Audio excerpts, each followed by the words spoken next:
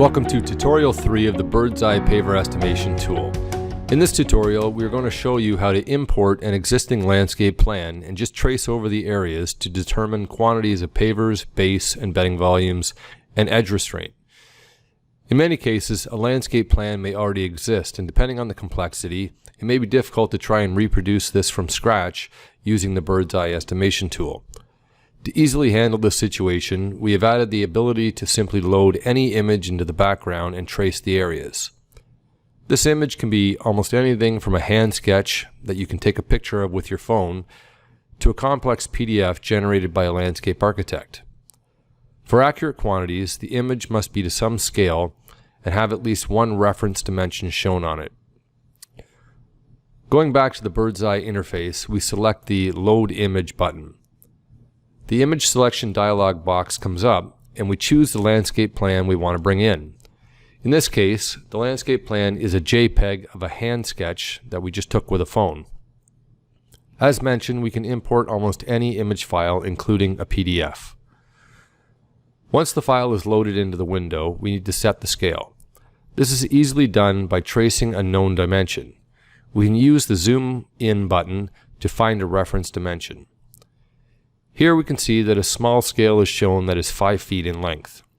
You could use any dimension, such as the width of a sidewalk or other known length. Using the cursor, we will trace the scale with the red line.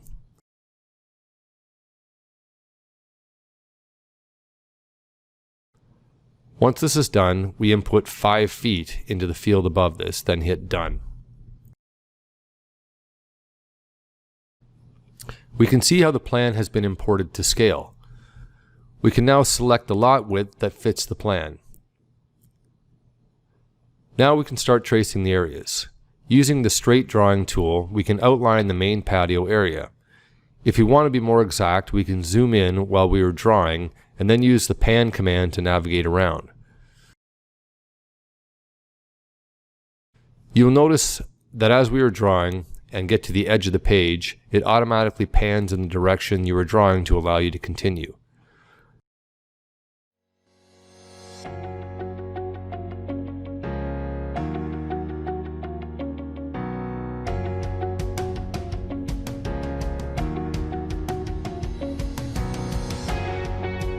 By clicking outside of the drawing area, we can scroll up and down the web page. We have traced the main area, so now we can assign a paver and a border.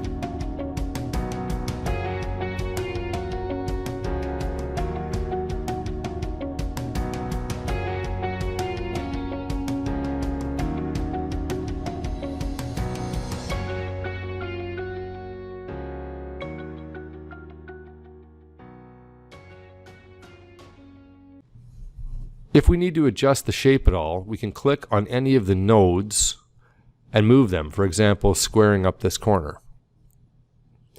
We can pan around and just check our points.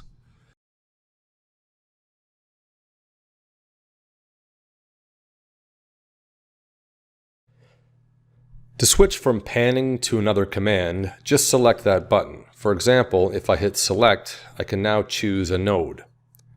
Now we can zoom back out. If you remember, we had a pool and a grill island on this patio. To block these out and remove these areas from the quantity total, we need to be able to see them again.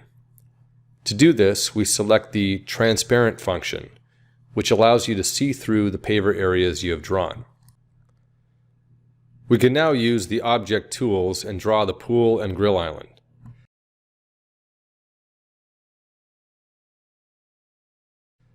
Once these are drawn, we can put a border around them by selecting the shape and then selecting Borders.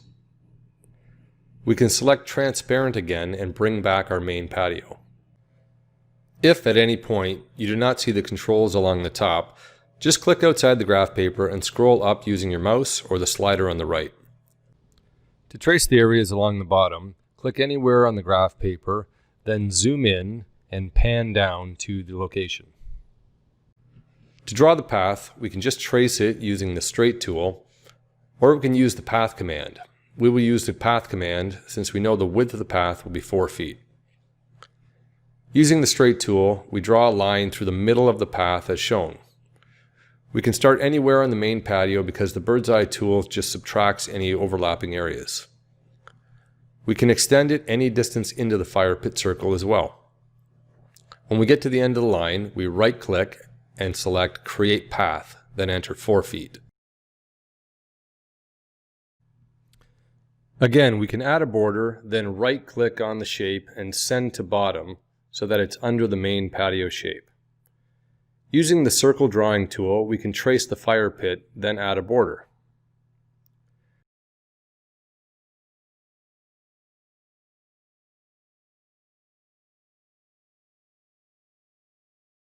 Now we can quickly drop in some trees just to generally indicate where the designer had planned on some planting. By grabbing the handles around each tree, you can easily make them larger or smaller. We will now save the project,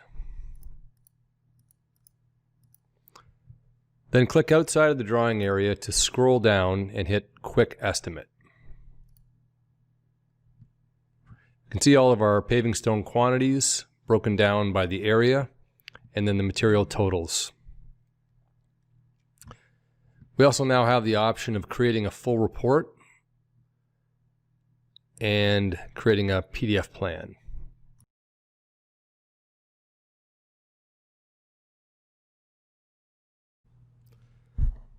The previous example showed how you can import and trace a simple hand sketch as long as it's to scale. We will run through one more quick example now, which shows you how you can import a more professional PDF designed by a landscape designer, for example, and quickly estimate the quantities. First, we start a new project, then as before, select Load Image.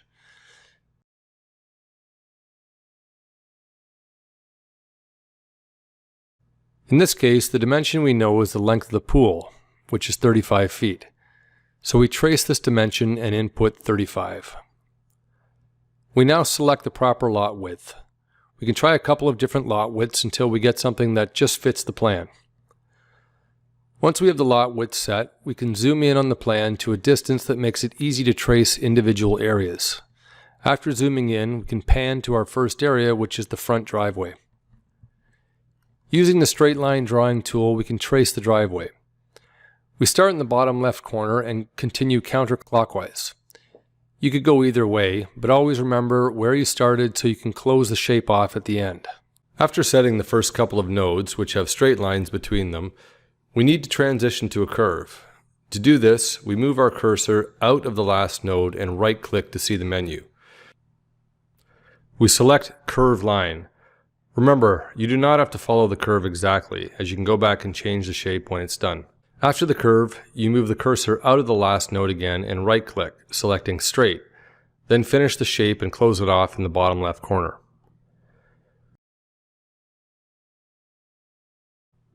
We will now select a paver to fill the area.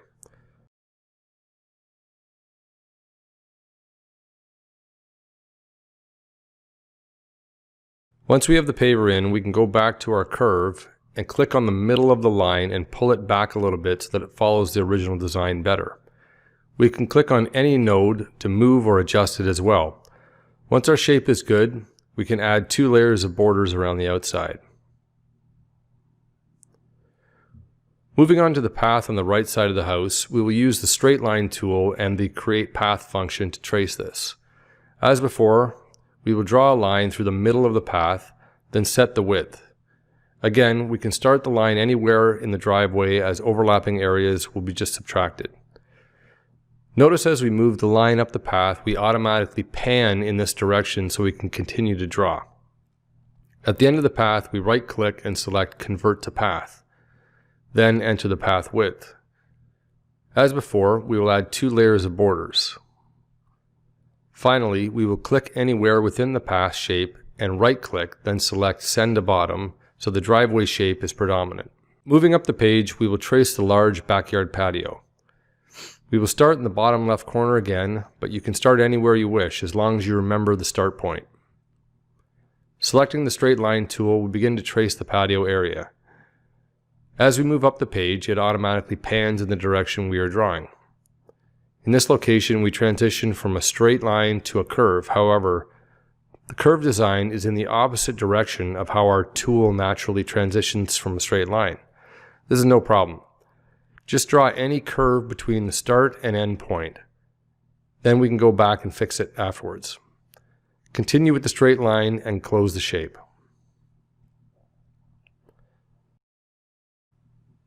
Now we can go back to our curve portion and just click anywhere on the curve, or select function, and drag it to the correct orientation. We will add 2 borders as well. Finally, we can select any node and move it around to fix anything that is not quite drawn perfectly the first time around. Make sure the node turns red before you move it, or you will just move the entire shape, and not just that node.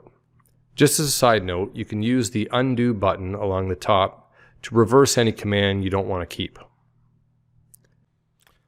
To block out the swimming pool, we first need to switch to transparent mode in order to see it. By selecting transparent, we can now see the swimming pool. We then use the square object tool to draw the swimming pool. We will also add a border. Finally, if we pan over to the left side of the property, we see a pretty complex area that has a mix of varying curves and straight lines. There are a number of ways to trace this. We could use a mix of circles and square shapes that overlap, for example, but I think the most straightforward way of tracing it would be to use the straight and curved line drawing tools. Before we start, I want to emphasize a point that was made earlier about transitioning from a straight line to a curve. Sometimes the curve drawing tool will not naturally follow the curve that's drawn on the design. The natural curve wants to continue in the direction of the line, like a tangent.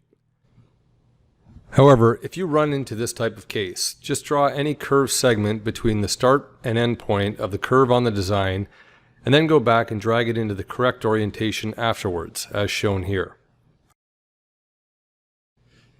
This is good to know because almost every curve in the shape we are tracing here is being uncooperative, but again, it's easy to handle. Starting in the bottom left corner of the walkway, we use the straight line tool to begin drawing. The first curve is in the natural direction, so we are able to easily follow it. Then switch back to a straight line. After this, most of the curves are at odd angles to our straight lines, so we just focus on putting curved segments down, then we can fix them later.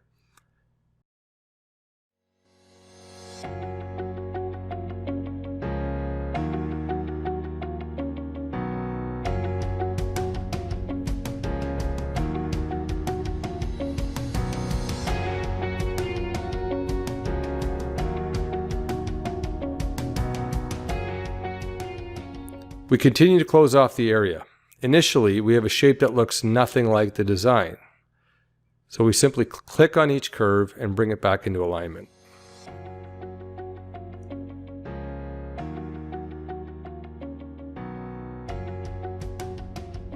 Even with many curves, you can see how easy it is to bring our shape back into alignment.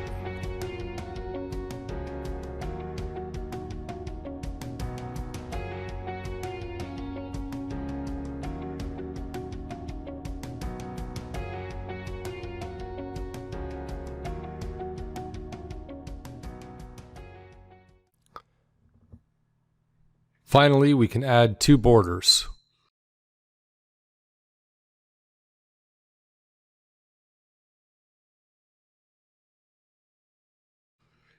Now that we have traced all of our areas, we can save the project, then hit Quick Estimate to see our quantities.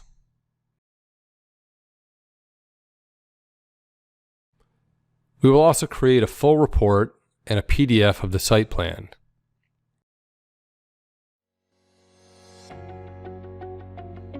Thank you for watching tutorial 3 of the 𝐷𝐴 Paver estimation tool. We look forward to your feedback and comments. Thanks.